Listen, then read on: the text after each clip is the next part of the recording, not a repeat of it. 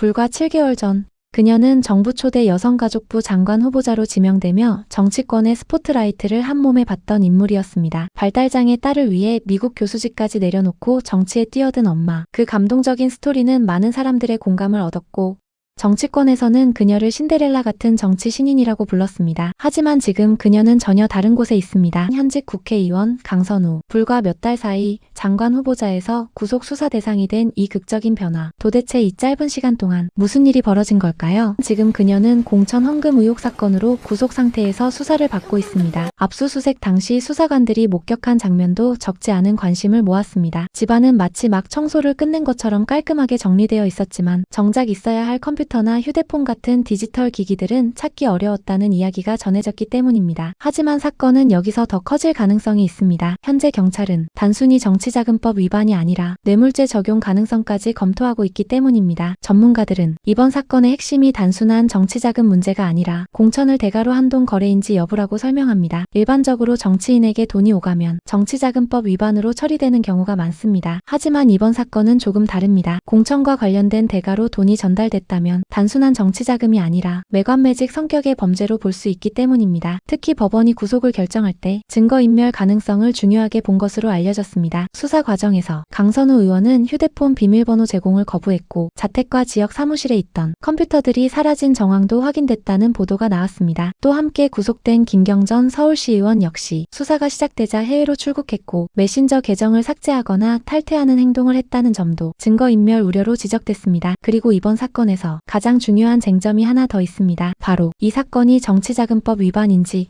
아니면 뇌물죄인지입니다. 두 범죄는 처벌 수준이 크게 다르기 때문입니다. 정치자금법 위반은 상대적으로 형량이 낮은 편이지만 만약 뇌물죄가 적용될 경우 형량은 훨씬 무거워질 수 있습니다. 또 하나 중요한 쟁점은 돈을 받을 당시 그 성격을 알고 있었는지 여부입니다. 강선우 의원은 돈인 줄 몰랐다는 입장을 밝히고 있습니다. 하지만 수사기관은 당시 상황과 녹취록 등을 토대로 대가성이 있었는지 여부를 집중적으로 조사하고 있습니다. 이 사건의 최종 판단은 앞으로 진행될 재판에서 가려질 예정입니다. 하지만 처음부터 그녀의 정치 인생이 이렇게 논란 속에서 시작된 것은 아니었습니다. 오히려 처음 정치권에 등장했을 때 많은 사람들은 그녀를 특별한 정치 신인으로 기억했습니다. 그녀가 한국 정치에 뛰어든 이유는 바로 자신의 가족 이야기 때문이었습니다. 발달 장애를 가진 자녀를 둔 부모로서 비슷한 처지의 가족들이 겪는 어려움을 정치로 해결하고 싶다는 것이었습니다. 한국행 비행기 안에서 정당 입당 원서를 썼다는 일화는 언론에서 크게 조명되며 그녀를 단숨에 정치권의 스타로 만들었습니다. 정치활동 초기에 그녀는 발달 장애 가족 문제를 적극적으로 제기했습니다. 특히 한 비극적인 사건 이후 발달 장애 가족을 위한 대책 마련을 촉구하며 직접 손편지를 써서 국회에 전달한 일이 있습니다. 이 편지는 많은 의원들의 공감을 얻었고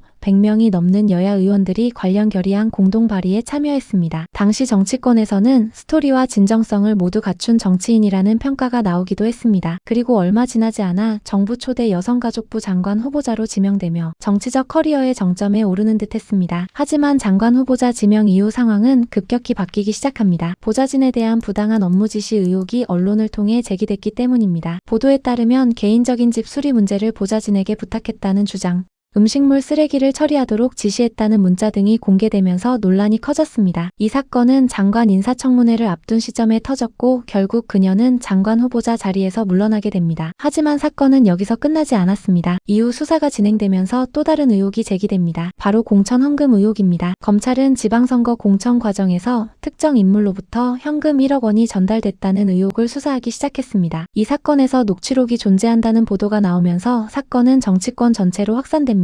녹취록 속에는 "저 좀 살려주세요 라는 발언이 담겨 있었다는 보도도 이어졌습니다. 수사의 핵심은 이 돈이 단순한 개인 자금이었는지 아니면 공천 대가였는지였습니다. 특히 문제가 된 부분은 돈이 전달된 것으로 알려진 시점 이후 해당 인물이 실제로 공천을 받았다는 점이었습니다. 검찰은 이를 근거로 공천 대가성 여부를 집중적으로 조사했습니다. 반면 의원 측은 해당 돈의 성격에 대해 다른 설명을 내놓으며 혐의를 부인해왔습니다. 결국 법원은 두 사람에 대해 구속영장을 발부했습니다. 구속 이유로는 증거인멸 가능성과 관련자 진술의 신빙성 등이 고려된 것으로 알려졌습니다. 특히 압수수색 과정에서 디지털 기기 확보가 쉽지 않았다는 점도 구속 판단에 영향을 미쳤다는 분석이 나왔습니다. 다만 구속은 유죄 판결을 의미하는 것은 아닙니다. 최종 판단은 앞으로 진행될 재판에서 가려지게 됩니다. 이 사건이 더 큰 관심을 받는 이유는 속도 때문입니다. 장관 후보자로 지명된 지 불과 몇 달 만에 정치권의 유망주에서 수사 대상이 된 것입니다. 그래서 정치권에서는 정치 신데렐라의 급속 몰락이라는 표현까지 나오고 있습니다. 이 사건은 단순히 한 정치인의 개인 문제로만 보기도 어렵습니다. 정치권에서는 늘 비슷한 질문이 반복됩니다. 권력은 사람을 바꾸는 것일까요? 아니면 권력이 사람의 본 모습을 드러내는 것일까요? 처음 정치에 들어올 때 세상을 바꾸겠다는 이상을 이야기했던 정치인들이 시간이 지나면서 전혀 다른 모습으로 평가받게 되는 사례는 한국 정치에서도 여러 번 있었습니다. 현재 이 사건은 아직 재판이 진행되지 않았고 최종적인 법적 판단은 앞으로 법정에서 가려질 예정입니다. 하지만 분명한 것은 한때 정치권의 기대를 받던 인물이 지금은 전혀 다른 이유로 주목받고 있다는 사실입니다. 권력과 책임, 정치는 결국 이 두 단어 사이에서 평가받게 됩니다. 이번 논란에 대해서는 다양한 시각이 존재합니다. 누군가는 이것이 단순한 실수나 미성숙의 문제일 수 있다고 말하고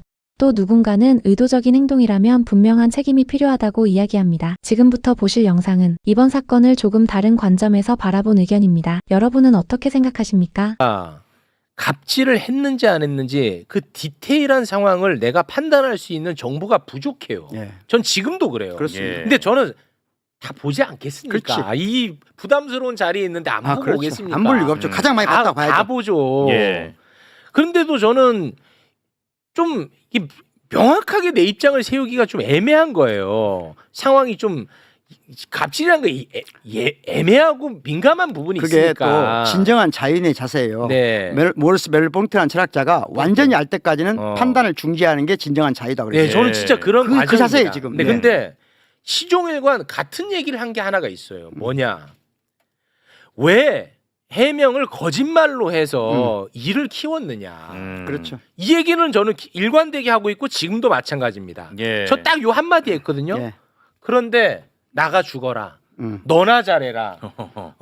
지금 무슨 장관 뽑지 성직자 뽑냐? 왜 저 흔드냐? 장관 하지 말라고 한 적도 없어요. 예. 딱 요것만 얘기하고 이게 진짜 나의 전부의 내 판단이야. 그러니까 제욱 선생님께서 말한 거나 네. 제가 말한 것을 같이 똑같이 정리해 보면 자, 첫 번째 갑질 문제에 관련해서 네. 우리가 충분히 확실하게 네. 이 사람을 부도덕한 용어로 확실히 끄져드릴 만한 또는 그렇다고 해서 죄가 없다 아무 관계 없다라고 판단할 만한 네. 아직 우리가 그런 게 안 돼 있어. 이때는 그렇습니다. 판단을 중지해야 되겠죠. 네. 판단 중지 상태에서 봐야 돼. 그러니까 네. 이것은 뭐냐면 최대의 경우 제가 보기에 우호적으로 보면 실수로 미성숙해서 미인지에서 깬 컵이라고 볼 수 있어요. 네.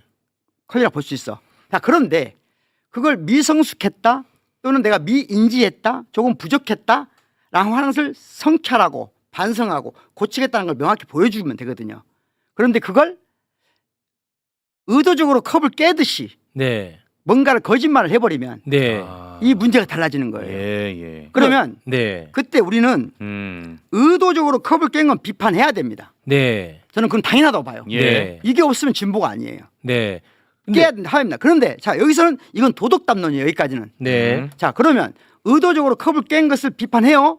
그러니까 이 사람에게 이런 중요한 자리를 맡겨야 되냐 안 맡겨야 되냐는 다른 문제라 이거예요. 그 다른 문제지. 그거는. 다른 문제예요. 네, 예, 맞습니다. 그 문제를 이 범주를 헷갈리면 네. 근데 이제 제가 뭐 여기 댓글에는 이게 갑질이 아니라고 하는 글들도 많이 올라옵니다. 네. 강선우가 갑질이 아니라고 예. 이렇게 올라오는데 저를 계속해서 괴롭히는 제 경험이 있어요. 뭐냐면 제가 목 디스크가 엄청나게 심하게 걸린 적이 있었어요. 그럴 때 있었죠. 예, 그 진짜 고통이 어마어마했던 예. 적이 있습니다. 그때 제가 그 명민준이랑 얘네들을 불러가지고 수건을 계기한 적이 있어요. 제가 실제로 충분히 그럴 수 있나? 왜냐면 내가 이제 생활이 안 되니까 진짜 물어보면 예. 아마 그랬을 때 네네네. 그래서 네. 예를 들어서 문제가 발생해서 최욱이 저 새끼 자기 집에서 수건까지 기계했다라고 하면 딱 그것만 보면 갑질이잖아요. 갑질 맞죠. 맞잖아요. 네, 그렇죠. 근데 그 상황에서는 제가 진짜 굉장히 부탁을 해가지고 그 부탁을 했고 실제로 고기까지 사 먹이고 그렇게 해서 솔직히 분위기 좋았어요. 뭐 내 일방적인 입장일 수 있지만 미안하다. 고기 근데 사주고. 예를 들어서 이거를 갖고 요것만 딱 핀 조명으로 비춰버리면 이거 갑질이 될 수도 있다고 생각해요. 비판한다면 어떻게 받아들여요? 어떻게 대응하시겠어요? 갑질이라고 한다면 나는 만약에 이 이슈를 갖고 명민준이가 어디서 갑질로 나를 폄훼한다면 나는 그 새끼랑 평생 원수로 지낼 겁니다. 그리고 고소한다 알겠죠? 아 그래서 명민준 요즘 자꾸 수건수건 그랬구나. 아니 아무튼 저도 비슷한 경우가 네. 분명히 있다고 예. 믿어요. 그래서 저는 이렇게 생각해요. 분명히 나는 좋은 의도로 또는 정말 나쁜 의도가 아닌데 그렇게 했어.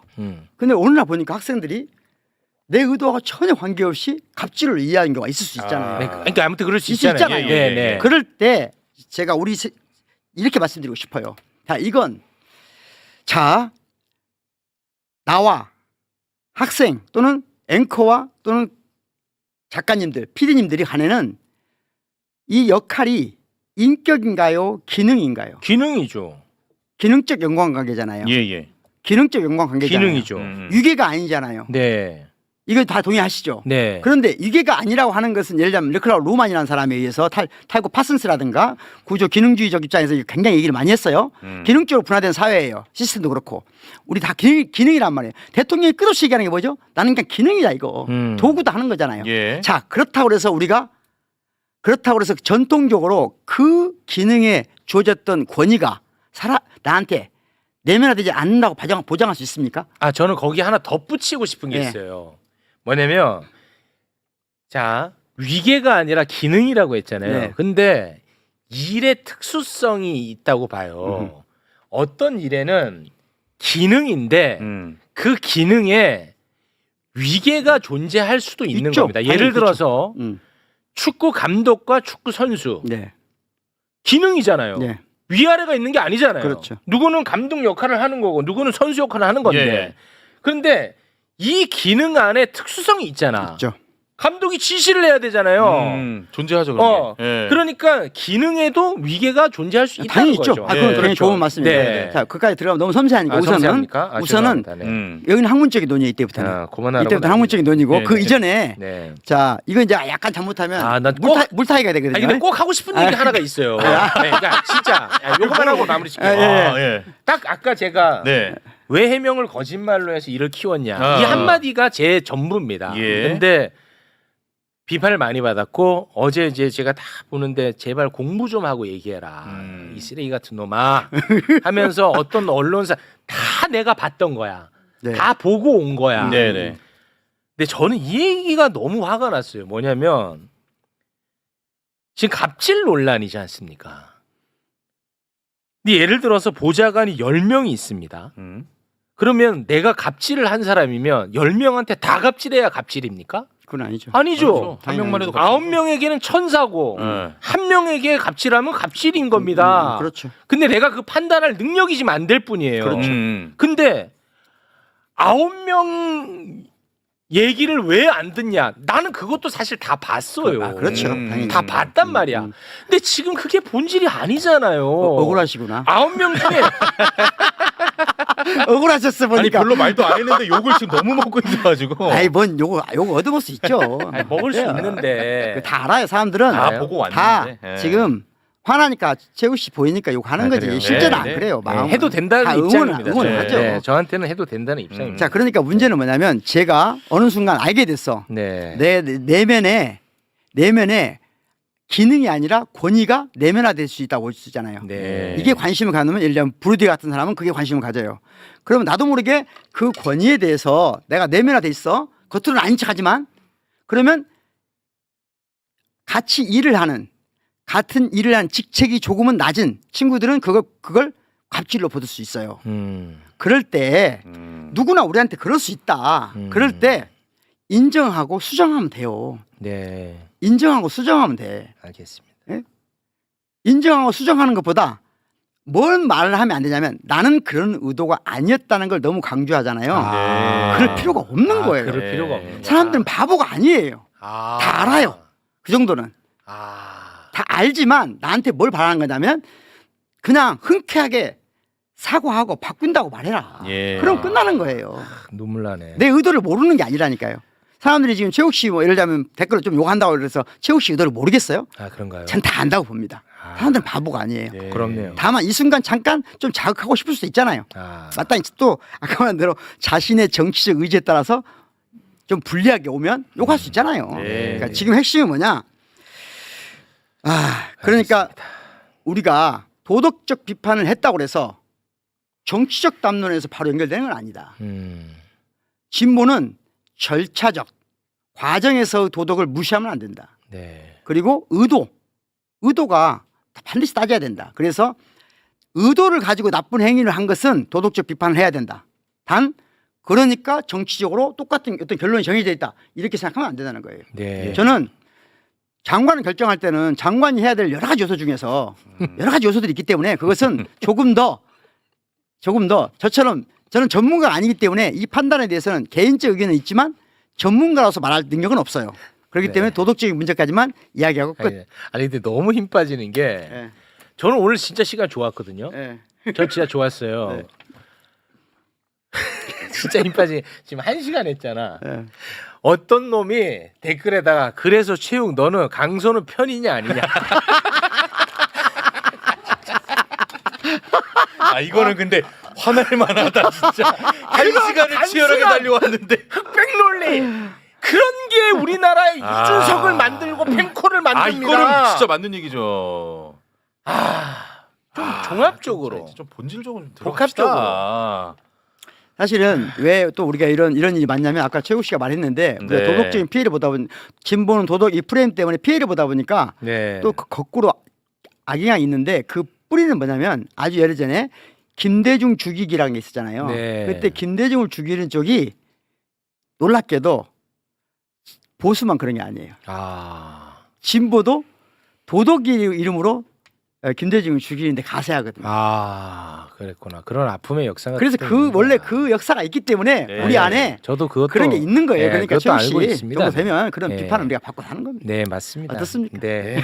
저는 뭐 다시 한번 말씀드리겠습니다만 저는 뭐 욕 먹어도 된다. 그리고 욕 먹으면 저는 또 돌아봅니다. 반성합니다. 맞습니다. 예. 예. 그리고 그 어떤 욕을 해도 저는 법적으로 절대 고소하지 않습니다. 네. 오늘은 여기서 마무리 짓겠습니다. 지금 다음 우리 또 뭐 출연자분들이 고소당한 거 있어요? 아, 이준석한테. 오늘 오프닝에 얘기했단 말이야. 예, 이준석이 한 건 아니고 네. 이준석의 개혁신당이 개혁신당이. 예, 고발 형식으로 한 거죠. 네. 예, 또 고소했다고 하면 이거 또 허위사실이라고. 제가 보니까 정치인이 언론인을 고발하기 시작하는 순간 그때가 그 정치인이 생명을 잃는 은퇴할 때, 아. 은퇴할 때 항상 그랬어요. 예. 그러니까 우리 대통령 지난 대통령이 언론인 고발하잖아요. 그때부터 이미 망한 거예요. 네. MBC 고발하고 네. 그렇습니다. 자, 그럼 오늘은 여기에서 마무리 짓겠습니다. 네. 교수님, 오늘 저는 개인적으로 참 너무너무 좋은 시간이었습니다. 이렇게 우리가 함께 이야기 나눌 수 있다는 게 얼마나 축복된 자리인지 그렇죠. 너무 고마운 자리였습니다. 고맙습니다. 그리고 저는 또 뭐 제 생각일지 모르겠지만 조금 성숙해진 것 같습니다. 아, 모르겠어요. 일시적일 수도 네, 있는데. 저도 노력하겠습니다. 네.